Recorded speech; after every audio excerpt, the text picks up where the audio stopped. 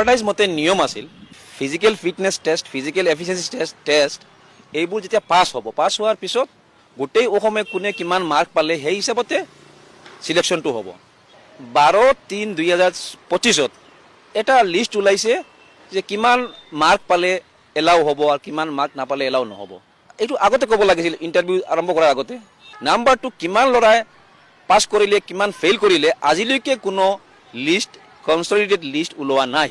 ফাৰ্ষ্টত কৈছে গোটেই অসমত পুলিচ ল'ব এতিয়া কৈ আছে ডিষ্ট্ৰিক্ট ৱাইজ ভেকেন্সি হিচাপত ল'ব কিন্তু আজিলৈকে ডিষ্ট্ৰিক্ট ৱাইজ কোনো ভেকেন্সি লিষ্ট ওলাই দিয়া নাই নিয়ম আছিল যে এইটো মাতাৰ আগতে এটা পোষ্টৰ এগেইনষ্টত 5জন ক্যান্ডিডেটক মাতিব ইহঁতে কৰিছে কি এটা পোষ্টৰ এগেইনষ্টত 2জনকে মাতিছে অনাৰেবল চিফ মিনিষ্টাৰে ফেচবুকতে কৈছে যে 1:2 কৰি মাতিছে হ'ব লাগে এইটো 1:5 পিছত অনাৰেবল কোৰ্টে আজি এইটো সিদ্ধান্ত দিছে যে যেহেতু অহা পৰহি পৰীক্ষা আমি পৰীক্ষা স্থগিত নকৰোঁ কিন্তু আমাৰ কেছৰ যিটো ফাইছলা আহিব এই কেই ফাইছলা অনুযায়ী গোটেইখিনি সবৰ ভাগ্য নিৰ্ধাৰণ কৰিব যিবিলাকে পৰীক্ষা দিব যিবিলাকে নিদিব সবৰে ভাগ্য ফাইছলা হ'ব